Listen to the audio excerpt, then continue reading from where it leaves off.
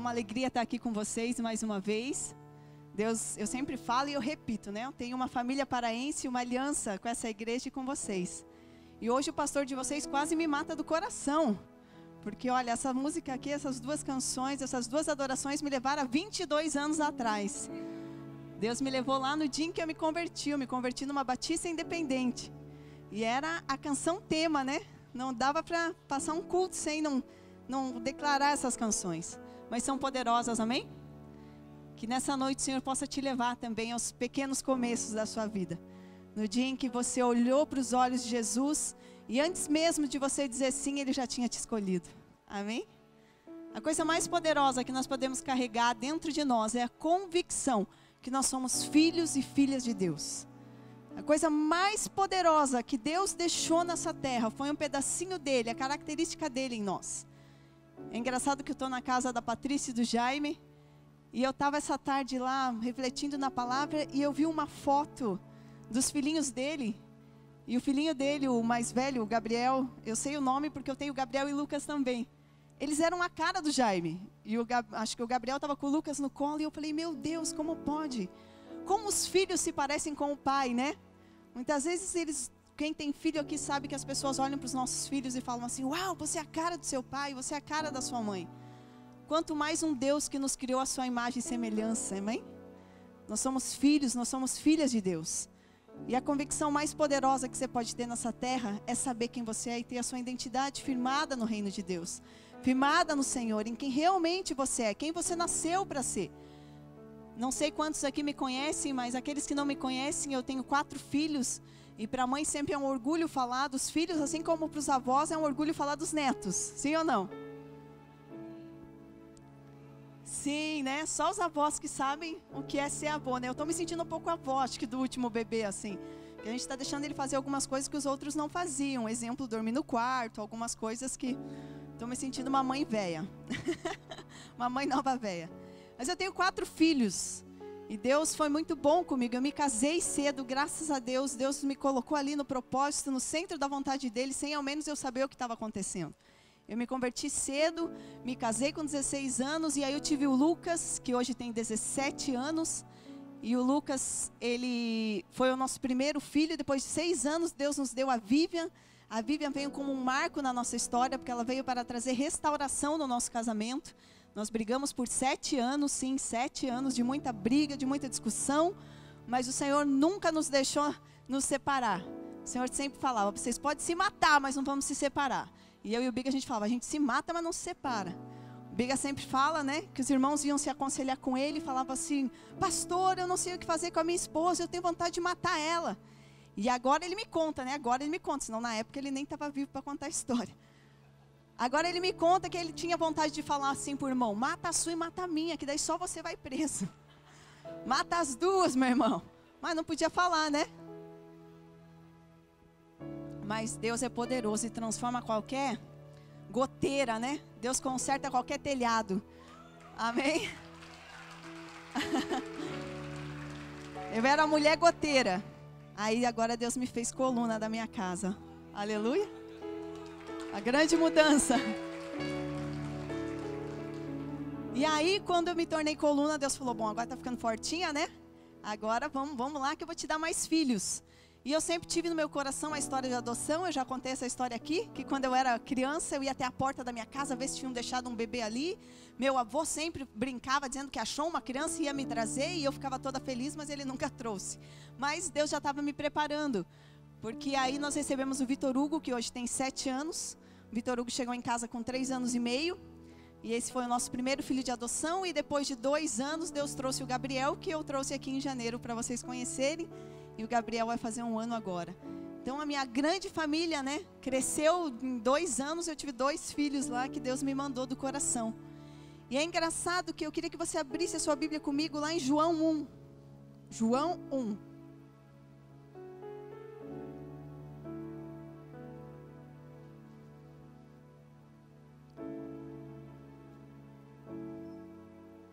Eu vou falar um pouquinho hoje do Vitor Hugo, do meu filho de adoção.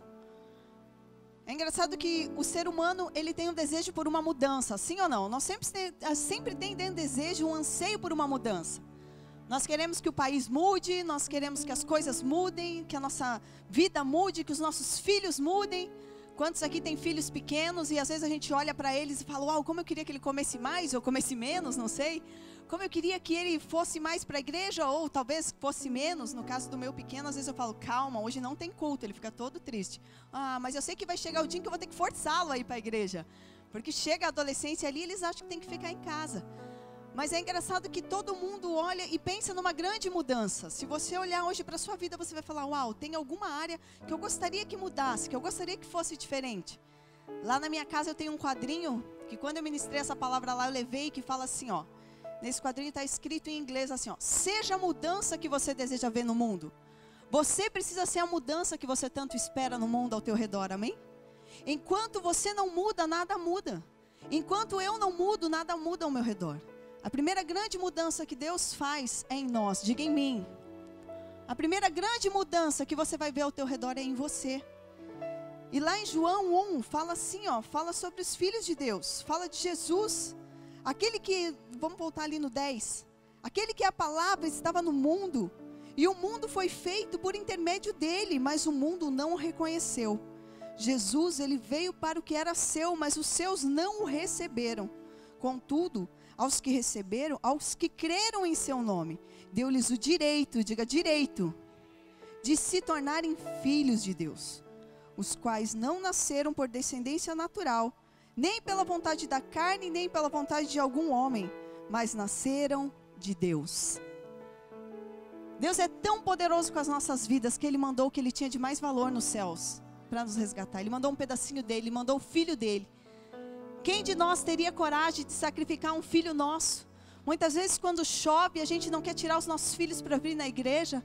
Muitas vezes quando algum filho nosso está com um pouquinho de febre, a gente já quer poupá-lo, sim ou não? A gente não deixa eles nem levantarem do sofá para buscar uma água. Isso é uma verdade, a gente quer poupar os nossos filhos. Mas Deus olhou para mim, olhou para você e não poupou o seu único filho. Não poupou aquilo que ele tinha de mais valor. Quando Deus olhou para a terra e fez o homem, e Ele fez a estrutura familiar, e Ele falou assim, na estrutura familiar vai ter um pai, vai ter uma mãe, vai ter os filhos. Ele estava olhando para Ele mesmo, e Ele estava refletindo na terra, através da família, quem Ele é, e como Ele age, e como Ele é conosco, amém? Era isso que Deus estava falando para nós. Deus estava querendo mostrar que Ele era o nosso Pai, que Ele cuidava de nós, que Ele nos formou, que Ele nos conduziu.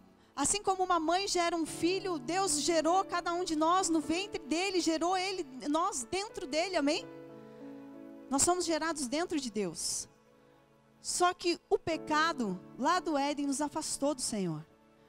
E nós perdemos o direito, digo o direito. Satanás veio e roubou a autoridade, nos roubou a convicção de que nós éramos filhos de Deus. Mas Deus não deixou isso barato. Deus olhou e falou, eu vou resgatar os meus filhos. E Jesus, Ele veio para essa terra para nos resgatar. Ele veio para os que eram seus. Mas a palavra fala que os seus não o receberam, mas todo aquele que o recebe se torna filho de Deus. E nós somos feitos filhos de Deus através da adoção. E eu olhando para o meu filho Vitor Hugo, eu aprendi algumas lições assim, depois que essa criança chegou na minha casa. E eu vi 3 grandes transformações na vida dele. E são 3 grandes transformações que eu e você passamos quando nós aceitamos a Jesus. 3 grandes transformações que hoje, assim como eu falei, que o Senhor me levou de novo lá na Batista Independente, há 22 anos atrás. São 3 grandes transformações que todos os dias, todas as semanas, todos os meses, nós precisamos trazer à memória. Para que isso nos dê esperança, amém? De quem nós realmente somos. Nós temos uma identidade, você tem uma identidade, cada um de nós tem uma identidade, um papel, sim ou não, que te dá direito no país de ir e vir, você é uma pessoa através daquele papel. Mas o que acontece se você perder aquele papelzinho que diz que você é quem você é? O que vai acontecer? As pessoas não vão acreditar em quem você é, verdade ou não é? Não vai adiantar nada eu querer embarcar no avião para ir embora, ver minha família que eu estou com tanta saudade, se eu não tiver um papelzinho dizendo quem eu sou. No reino espiritual, através de Jesus, é como se Jesus tivesse dado para nós uma identidade, uma carteirinha. E essa carteirinha, essa identidade te dá o direito de ir e vir como um filho de Deus, amém? Nessa identidade você tem, nessa identidade espiritual, assim como na identidade natural, você tem um direito, você tem os seus direitos. E é engraçado que assim como numa identidade natural, na identidade espiritual, quando nós recebemos os nossos direitos, através daquela identidade nós temos os nossos deveres. E a primeira mudança que Deus fez na vida do Vitor Hugo foi o Vitor Hugo aprender dentro da casa o que era uma estrutura familiar e aprender que ele tinha direitos e deveres. Todos nós temos os nossos direitos e eles são conquistados quando nós olhamos para Deus e falamos: Senhor, eu sei que eu também tenho meus deveres diante de Ti. Amém? Nós temos acesso a tudo que Deus tem. Nós temos acesso à casa do Pai através dos nossos deveres. Quem é pai aqui? Quem é mãe aqui? Quem é pai e mãe sabe que a coisa mais gostosa que existe na face da terra é você sentar em volta de uma mesa e os teus filhos estarem ali, sim ou não? Como alegra o nosso coração. Quando eles são pequenos, eles querem, eles desejam, eles anseiam estar ali na volta dos pais. E existe a idade que os filhos até sugam os pais. Eu estou passando por essa idade. A minha filha tem 11 anos, mas ela ainda é um bebezão para mim. E ela ainda me suga bastante, e aí o Vitor Hugo e o bebê, eu vejo o quanto eles anseiam estar comigo. Mas o de 17 anos, ele já está começando a ter uma nova identidade, e ele está começando a se achar no mundo. E muitas vezes, quando eu sento na mesa, eu já tenho quase que obrigá-lo a sentar comigo na mesa. Porque ele já não quer. Outro dia ele passou do Big e falou: e aí, véi? O Big falou: véi, você vai voltar aqui, volta aqui. Meu filho, você vai ter 50 anos, nunca vou ser velho, você é sempre seu pai, amém? E assim é Deus conosco, Ele nos resgatou, Ele nos amou. Nós somos filhos de Deus. E o desejo do Pai é que eu e você, a gente sente em volta da mesa com Ele por amor. E que a gente nunca saia do estágio de ser criança diante de Deus. Por isso que a Bíblia fala que nós temos que ser igual crianças diante do Pai. Quantos filhos crescem e se revoltam com os pais? Você deve conhecer alguém perto de você. Porque se você já conheceu a Jesus, isso já não faz mais parte de você, ou talvez fez parte um dia de você. Quantos filhos crescem e se esquecem do Pai? E já começam a julgar as coisas do Pai, a casa do Pai, as obras do Pai, os negócios do Pai, tudo que o Pai faz já não é tão bom, já começa a olhar para os irmãos do lado. Preste bem atenção nisso. Já começa a se comparar com os irmãos e de repente o irmão já não é aquilo que você pensava que fosse. E de repente tem quantos irmãos que passam o outro irmão para trás e você muitas vezes se entristece com o seu pai, porque o seu pai não está vendo, o seu pai não está fazendo, o seu pai não sei o quê. Mas diferente do Pai natural, Deus é um Deus que vê todas as coisas e conhece todas as coisas, amém? E a base do trono de Deus é a justiça, diga justiça. A base do trono de Deus é a justiça. E se você é um pai que age com justiça com os seus filhos, você tem muito das características do coração do nosso Pai conosco. E o Vitor Hugo, quando chegou na minha casa, ele não entendia nada sobre isso. E eu falei essa manhã que na primeira noite que ele dormiu na minha casa, ele chorou muito, ele chorou muito, ele chorou muito. E eu não sabia o que fazer, o que eu fazia com aquela criança, e eu já tinha enchido ele de presente, de tudo que vocês possam imaginar, eu tinha feito por ele. Era comida, não sei o que, não sei o que, não sei o que, massagem, que é aqueles negócios, passiflorine, sabe o que é? Tipo maracujina? Tipo maracujina. Já tinha dado maracujina para a criança e a criança não se acalmava. E ele chorava, ele não chamava por ninguém, ele não falava quando ele chegou com 3 anos e meio, ele usava fralda para o número 1 e o número 2. E num impulso eu fui lá e me joguei em cima dele. E abracei ele, fiquei em cima dele assim, ó, ele estava num colchão no chão. Eu me joguei e fiquei lá até aquele menino parar de gritar. Foi a única coisa que eu consegui fazer ali na hora do desespero. Estava todo mundo em volta, meus filhos, todo mundo olhando, o que é que está acontecendo com esse ser, né? Não vai parar de chorar? Meu Deus do céu. E aí foi engraçado que eu entrei no processo de adoção com ele, e aí a psicóloga me falou que no dia em que o Vitor Hugo se viu desprotegido, foi o dia que eu me joguei em cima dele, e aquela minha atitude foi inconsciente. Mas aquele dia eu depositei algo nele, eu depositei a confiança nele e a proteção. Ela falou que foi algo que o meu corpo reagiu e que eu nem sei porque eu fiz aquilo. E eu contei, porque eu escrevo todas as coisas do Vitor num caderno, porque eu quero entregar para ele, a história dele sempre é contada e relembrado o quanto ele é amado. O quanto nós o amamos e o quanto ele é desejado estar ali. E pode ser que lá fora no mundo, a antiga família dele, a antiga mãe, o pai que ele nem conheceu, pode ser que essa família não quis ele. Mas essa nova família dele ama ele, respeita ele, e ali ele tem um lugar de direito, amém? Mesma coisa é conosco no reino de Deus. No reino dos céus nós temos um lugar de direito diante de Deus. E nós podemos nos achegar com confiança, a palavra de Deus fala isso. Você pode se achegar com confiança diante de Deus. Com confiança, com temor, com honra. Porque quem tem filho aqui sabe que se o teu filho chegar para você com honra, com respeito, com confiança, e ele for alguém de direito, alguém de justiça, nada do que ele te pedir vai ser difícil para você, sim ou não? Nada do que teu filho pedir. Filho, o que você pedir, eu vou fazer. Ainda que não esteja ao meu alcance, eu vou buscar e eu vou conseguir te ajudar de alguma forma. Imagina Deus que nos fez quando olha para nós. Só que o coração do Pai, ele se alegra quando nós entendemos quem somos. O Vitor Hugo, eu depositava amor na vida dele, e ele não conseguia compreender aquele amor, porque ele não tinha uma identidade firmada em quem ele era. A primeira mudança dele foi entender que ele tinha o direito dentro de casa, a partir da hora que ele era alguém que cumpriu os seus deveres. Qual é o nosso dever diante de Deus? É honrá-lo acima de todas as coisas. Colocar o nome dele acima de todo nome. A nossa vida totalmente consagrada a ele.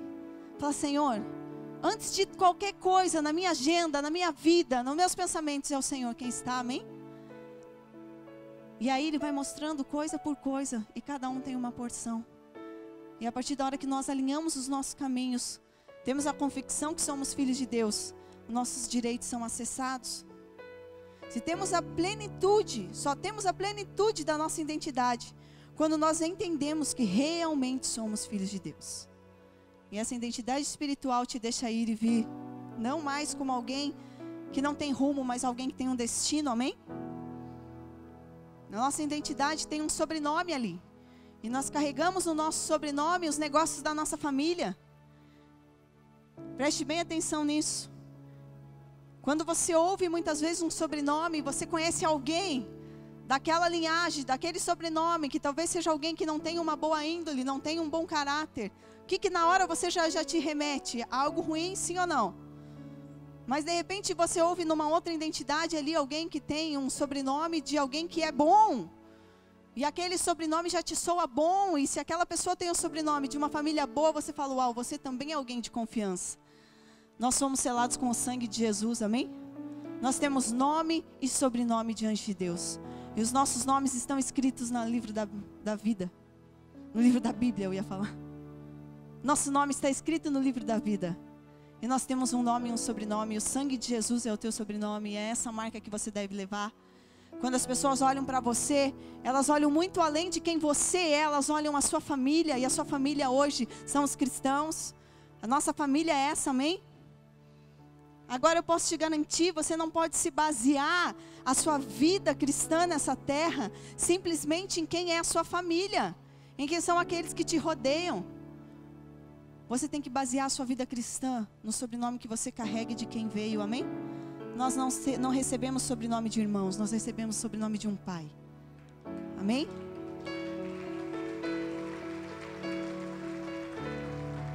Então entenda algo poderoso, você é um filho de Deus. Você carrega um sobrenome na sua identidade espiritual, que fala que você tem um direito de se assentar com Ele, amém?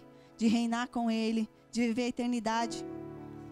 Agora, a segunda grande mudança que aconteceu na vida do Vitor foi a mentalidade.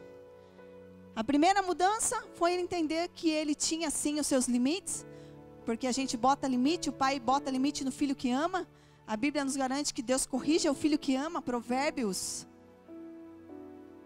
3:11, fala assim, ó. Meu filho, não despreze a disciplina do Senhor, nem se magoe com a sua repreensão.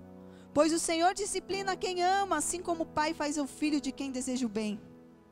Isso é muito poderoso. Corrigir os nossos filhos, isso é para algo bom. É assim que Deus faz conosco. Os nossos direitos, os nossos deveres nos protegem. E Deus muitas vezes nos conduz a caminhos estreitos que muitas vezes a gente não quer ir. Ele tira coisas de nós, Ele acrescenta coisas em nós, para que a gente possa andar nas veredas eternas dEle. Você está entendendo? Para que a gente possa entrar no centro da vontade dEle, para que a gente possa entender o que é que Ele tem para nós. E Ele vai nos corrigir. Se você abrir o teu coração para essa correção, saiba, você vai ter tudo, diga tudo. Você vai ter tudo que Deus tem. Você vai ter acesso a tudo. Se o teu filho é o que eu falei, sempre leve isso no teu coração. Você chega diante de Deus com essa convicção. Se o teu filho se chegar diante de você, ele vai ter tudo de você, ele tem o seu amor. E eu olho para o Vitor Hugo e eu falo, filho, eu falava para ele, filho, e ainda falo, como eu te amo, como eu te aceito, mas ele não conseguia receber aquele amor. Porque ele tinha ali a sua convicção de direitos, de deveres, mas ele não tinha ainda uma mentalidade transformada. E aí começou uma mudança na mentalidade, que era o quê? Trocar imagens internas negativas por imagens positivas de quem ele era. E é isso que Deus faz conosco. Deus olha para você e fala, filha, você é amada, filho, você é amado. Filho, você não é o que as pessoas dizem, você é o que eu digo que você é e pronto. Não interessa o que as pessoas pensam de você ou deixam de pensar. Não interessa de repente até se você fala, poxa, né?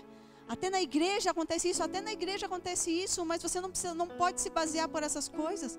Se baseie naquilo que Deus fala que você é. O Vitor, quando chegou, ele tinha uma imagem interna dele de que ele não prestava. Porque ele era muito birrento e ele se jogava e ele fazia muito fervo. Ele ficou 1 ano sem ir comigo para o shopping.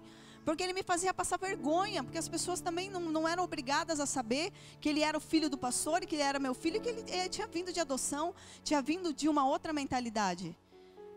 Mas eu tive que ir ali dando limites e trazendo uma mentalidade nova sobre ele, de que ele não era aquilo que ele pensava que ele era. E de manhã até eu falei a palavra aqui, que elas falavam muito para ele ali, que ele era uma palavra feia. E aí eu tive que tirar aquela palavra. E a palavra que ele falava era cocô. Perdão. Ele falava, eu sou tal coisa. Eu sou tal coisa. Eu falava, você não é tal coisa, filho. E quantas vezes você começa a olhar para você e o diabo fala que você é uma outra coisa e você acredita na outra coisa. Quando nós aceitamos a Jesus, quando a gente entende que a gente é um filho de Deus, Deus vem e muda a sua mentalidade. Você é aquilo que a Bíblia diz que você é. Filho, você é amado. Filho, você é aceito. E ele nem lembra mais. Hoje, se a gente falar essa palavra para ele, ele nem lembra, ele nem vai lembrar que ele falava isso. E ele chamava os outros disso também. Porque ele olhava ao redor dele e todo mundo tinha a mesma compreensão de mundo e todo mundo era igual ao que ele era. Deu para entender? Por isso que a grande mudança da vida dele não foi que as pessoas pararam de atacar ele. Foi que ele se abriu para essa mudança e ele mudou as imagens que ele tinha dele mesmo. E a partir desse momento ele começou a olhar o Biga, eu, a família, as pessoas de uma forma diferente. Está dando para entender? Quando a gente muda, as coisas ao nosso redor mudam. Quando você muda, as coisas ao teu redor mudam. Quanto mais quando você entende que você é um filho de Deus, você já não anda na terra da mesma forma, você já não anda com a mesma postura, você já não responde às pessoas com a mesma resposta, porque todas as coisas mudam dentro de você, todas as coisas se fazem novas. Mas isso é um processo, é um processo. É um processo que na vida do Vitor acontece até hoje. Até hoje, até hoje. Muitas vezes eu quero deixá-lo fazer algumas coisas, mas por proteção e correção eu não posso deixar. Por quê? Porque ele ainda vem com a velha mentalidade. E diante de Deus a gente faz isso muitas vezes. O prazer do Pai é nos abençoar, o prazer de Deus é nos abençoar. Mas muitas vezes Deus precisa nos corrigir porque Ele não quer perder nem eu e nem a você, amém? Deus não quer nos perder. E para não nos perder, Ele nos corrige. E nos guia pelos caminhos dEle. Os caminhos que Ele tem. Terceira mudança que aconteceu na vida do Vitor. Então a primeira foi entender que ele tinha uma nova identidade, que ele tinha direitos, que ele tinha deveres.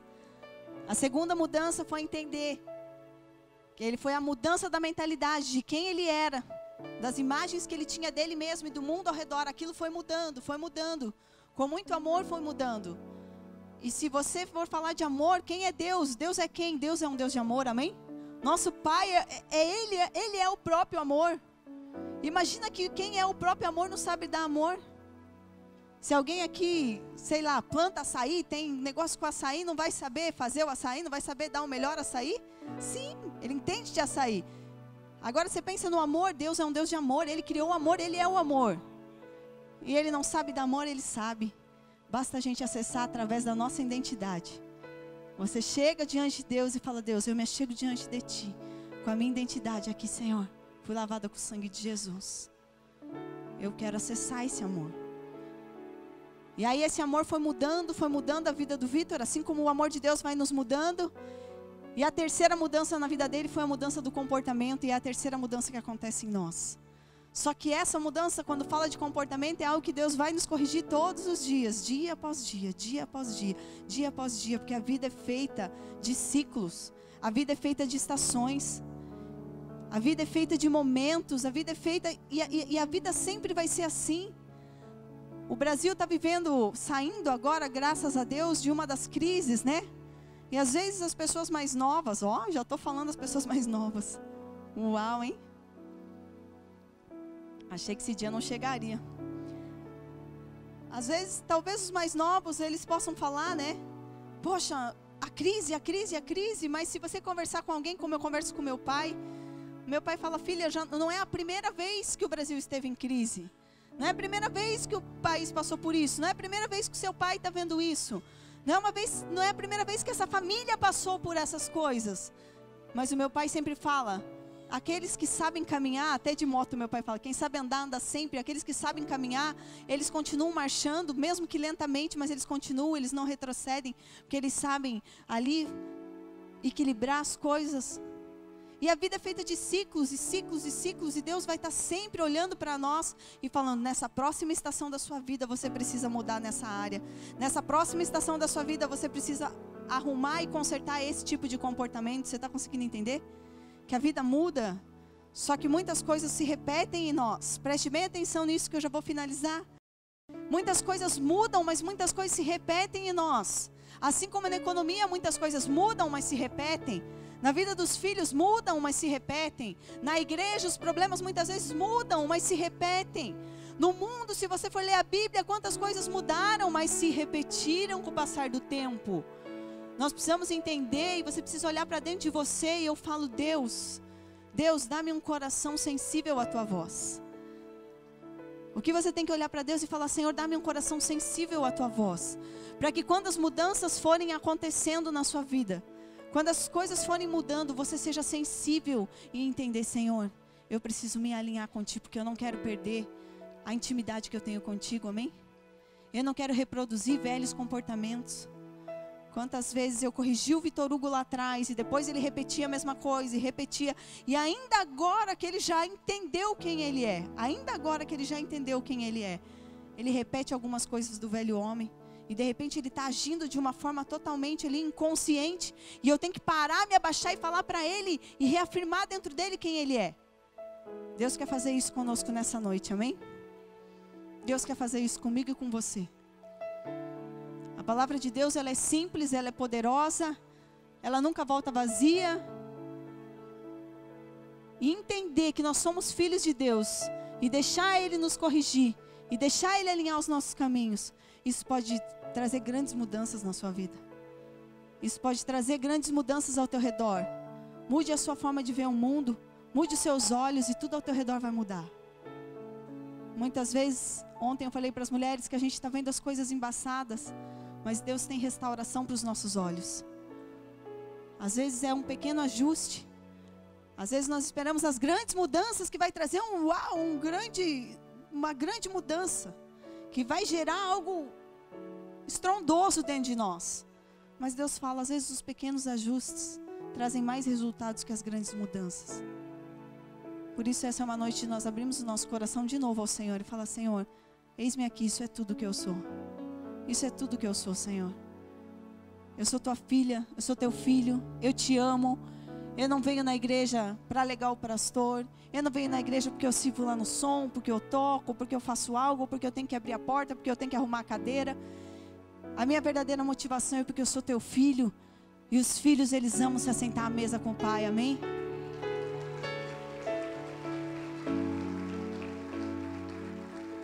Os filhos, eles amam se assentar à mesa e ouvir aquilo que o pai tem para falar. O filho que entende quem ele é, que entende que tem honra, ele ouve o pai falar e ele entende. Ele absorve a correção do pai. Ele muda o seu comportamento porque ele sabe que o pai o ama. Quando você entende os seus limites, eles te geram proteção. Nutra sua mente com os pensamentos de Deus, aquilo que Deus tem a teu respeito. Porque aí vai começar uma mudança externa em você. E essa mudança externa que Deus tem para mim e para você, não é para tirar de nós e simplesmente fazer a gente andar na terra como alguém que é fracassado, como alguém que tem que deixar todas as coisas de lado. Não, a mudança que Deus quer fazer em você é trazer cura na sua vida, amém? Ele quer trazer restauração. Quando você tem a plenitude de Deus, quando você tem a identidade de Deus, quando você recebe Ele como teu Pai, Ele vem e se joga em cima de você, e você se esconde embaixo das asas dEle, assim como eu fiz com o Vitor Hugo. Jesus, eu te aceito. Deus vem e te cobre, Ele se joga em cima de você, o coração dEle começa a bater no teu coração, e aí sabe o que acontece? Nesse momento, o que foi cortado volta, o que foi perdido é achado, o que foi ferido é curado. O que foi cortado cresce de novo, o que é morto ressuscita dentro de você. Esse é o poder da palavra de Deus, esse é o poder do nosso Cristo, que ressuscitou, o único Deus que ressuscitou. A arte mais nobre do ser humano é reconhecer os seus erros e os corrigir. É a arte mais nobre dos seres humanos, é ter humildade para ser a mudança que exige do mundo ao seu redor. A arte mais nobre de uma pessoa, seja ela nova, velha, seja ela bonita, seja ela o que for, seja ela como for, a arte mais nobre do ser humano é reconhecer que precisa de Deus. A pessoa mais humilde dessa terra, que já pisou nessa terra, foi Jesus Cristo. E Ele veio para servir. E Ele reconhecia que sem o Pai Ele não podia fazer nada. Que nessa noite, Senhor, nós possamos entender que nós somos Teus filhos e reconhecer o Teu senhorio sobre nós. Reconhecer que Tu és o nosso tudo, Senhor. Que Tu és o nosso tudo, nós reconhecemos, Pai. Pai, eu te peço que cada coração aqui venha estar aberto, Senhor, para essas sementes, para recebê-las. E para que haja uma mudança de mentalidade, de comportamento, Pai, de identidade, em nome de Jesus.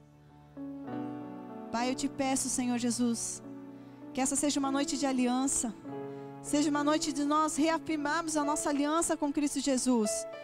Nós tomarmos posse no nosso assento que nós temos na casa do Pai, da liberdade que nós temos de realmente nos achegarmos diante do Pai, da liberdade de abrir os nossos corações, abrir a nossa boca e termos a certeza que somos ouvidos por um Pai que nos ama. Pai, eu te peço que o Teu Espírito, Tua doce voz, Senhor, o Teu doce som inunde esse lugar nessa noite, Pai. E que venha de encontro a corações, Pai. E aqueles que talvez tinham se esquecido, que tinham um lugar, um assento contigo, Senhor, possam ser realinhados em nome de Jesus.